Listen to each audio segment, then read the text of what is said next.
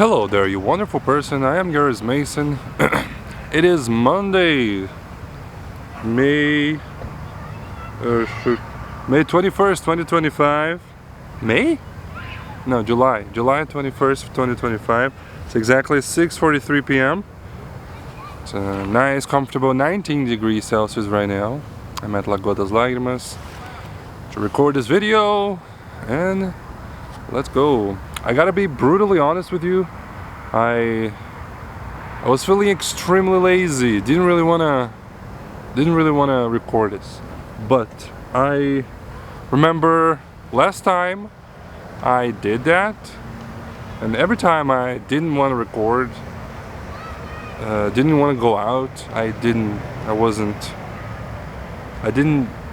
regret it.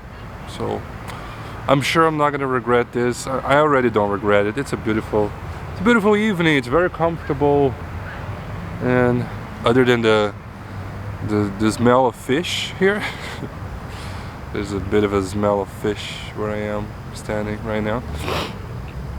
Yeah. All right. So, what happened since last time we talked?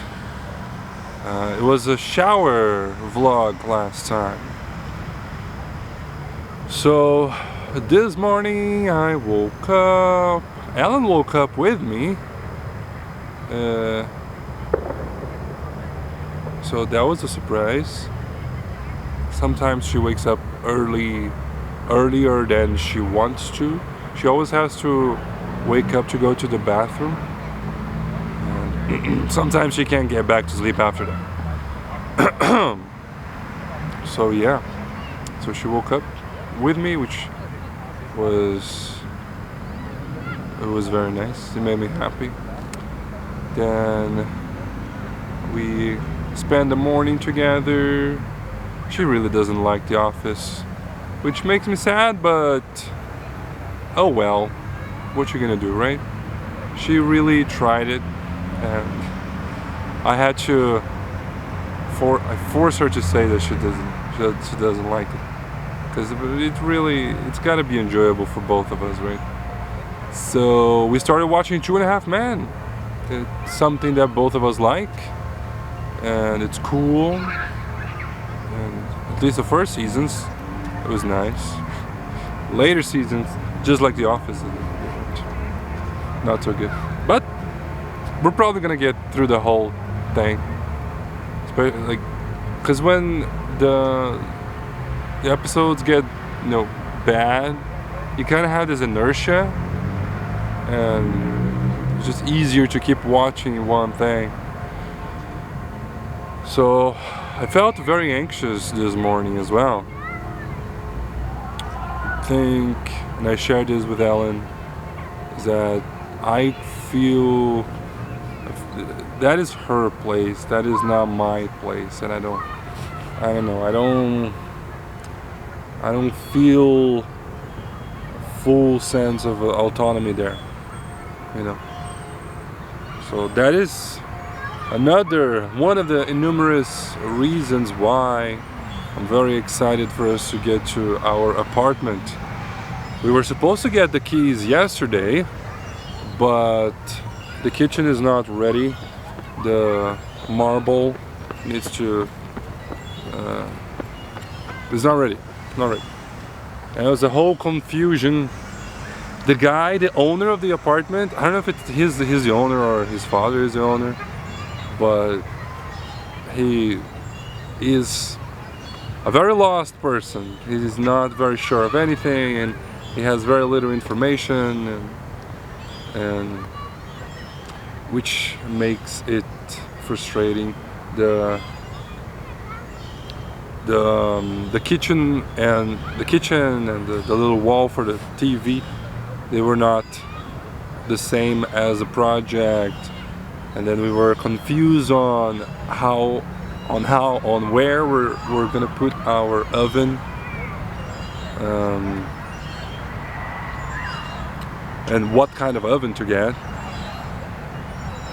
So yeah, but it's fine. I have a friend that is helping me with these purchases, because we were gonna get a loan to buy all these things, but dude, you pay like 150% of the price that you borrowed, if not more, depending on how quickly you pay them back. Yeah, so I asked this friend of mine, who I'm meeting tomorrow evening for us to do the deed. I asked him if he could help us, and he said yes, which I am incredibly lucky to have a friend like him. He's amazing. I'll talk more about him tomorrow. Maybe he'll participate on the vlog because he speaks English. Maybe not. I don't know. Anyways, so that was this morning. And I took the bus to go to work, which every time makes me feel good because I'm saving money. It's almost as if I was riding for free, you know, because of the card is just, the bus card is just so full. Alright, how about we change a little bit about this. Yeah, that looks cool. Yeah, so that was this morning, and then went to work. Today at work I got we had a little meeting, then we got our classes. No, first of all I corrected the exams. Remember I told you that I had some exams to correct? I corrected them, and both students failed. One almost got it. She was very close to getting the score she needed to go to the next point, but she didn't. And then the other one didn't get close. Didn't even get close. And you know, at the beginning of my career as a teacher, I was very afraid of failing students. I'm gonna be honest with you, because I thought that me failing a student, it was almost as if I was a failure myself, because I take way too much responsibility for things, and then I kind of see it as like, oh, this student failed because I didn't teach properly, or stuff like that, or something like that. So I did everything in my power to pass them, giving them more chances for homework and this and that. And as a consequence, I really didn't have to fail many students. But now, today, I understand. You know, the fail is not a good enough. It's not a good word to describe. It is what it is, man. It's what we tell the parents, it's what we tell the students. The kids, the students, they need to build a proper base. Everything you learn on a semester, during a semester, you need that. You're learning that for a reason. It's scaffolding, you know. You're building on top of what you've learned before. And if you haven't learned properly what you should have, then you're gonna have a tough time, and then you are not gonna be in the right level for you, because it's gonna be too difficult, so you won't be able to keep up. Our classes, they require a lot of pair work where students talk to each other, and that would frustrate students that are there, you know, the students that actually are in that level, because then they can't, whenever they're paired up with these students that were wrongfully put forward, advanced to the next level, then it's frustrating. It's frustrating for the student that got advanced, got into the level where they shouldn't have, because they can't keep up. So it's just a lose-lose situation for everybody.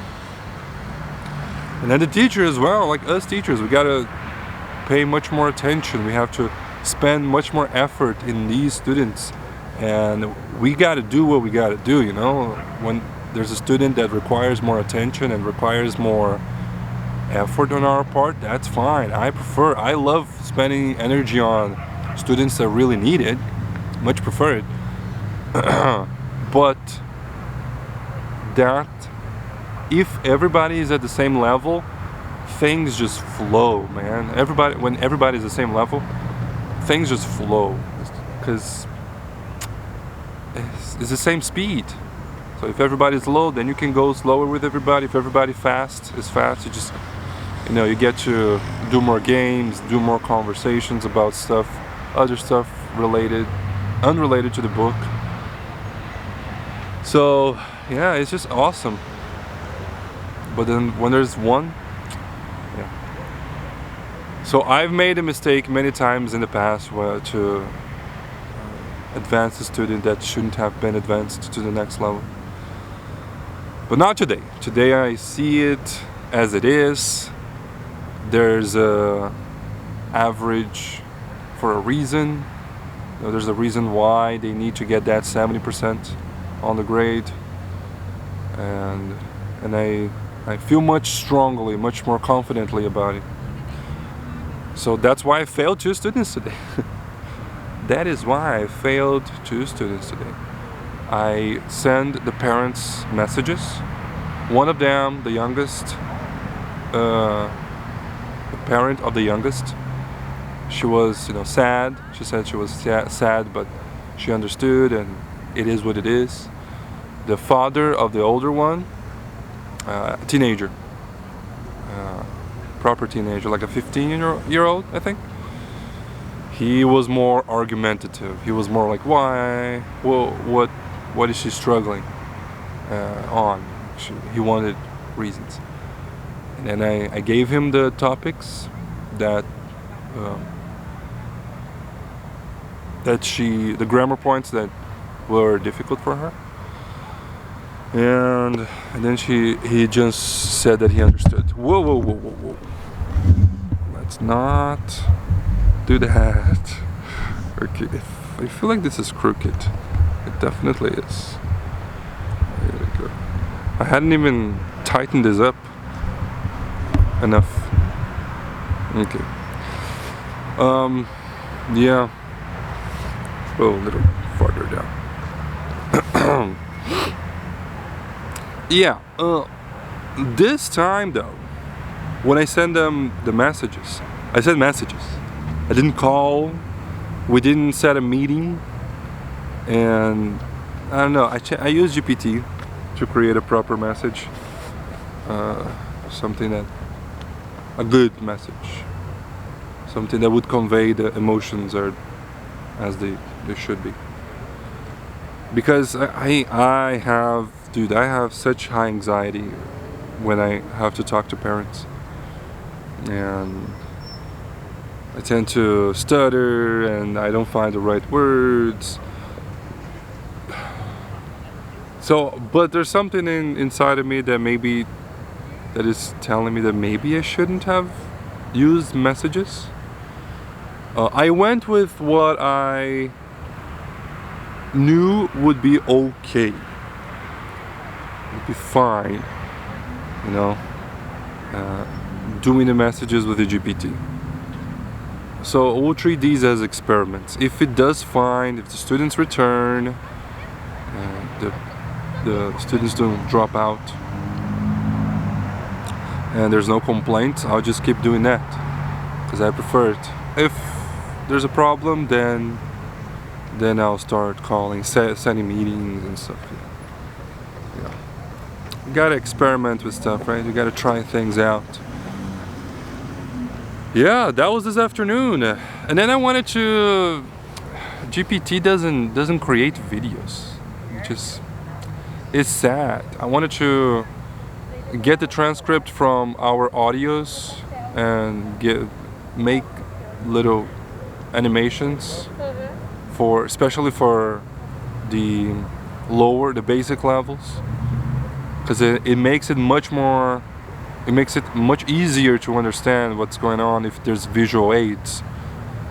So, but the GPT doesn't do that, so yeah, I just abandoned that project.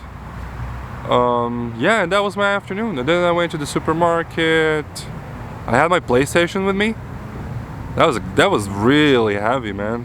The whole walk to the supermarket and then back home. That's why I'm so tired. That makes sense. That makes complete sense. Anyways, got home, I talked to my mom, ate a little something, and then I came here to record my video. I really want to get home because I'm tired and I just want to sit down and play some Elden Ring in my TV. It's okay to play it on my fiance's TV. It does the trick. I still love the game. I do prefer to use my own TV for that though. So, whoa. That's it. Want to take a look around? Would you like to take a look around? So there's Lagoa, the pond, and there's a building. There's people exercising. This is pretty much what I was looking at all the time. I was talking to you, and we're back to Lagoa. Back to it. Yeah. This is very handy, but I kind of afraid of having them slip down and fall down. Anyways, that's it. That's gonna be all. I'm gonna run home and play some Elden Ring because I want it. Thanks everybody for watching. I'll be back tomorrow to tell you what happened. I have been Gareth Mason, and I'll see you the next time I see you. Bye bye. Oh shoot! You see what I mean?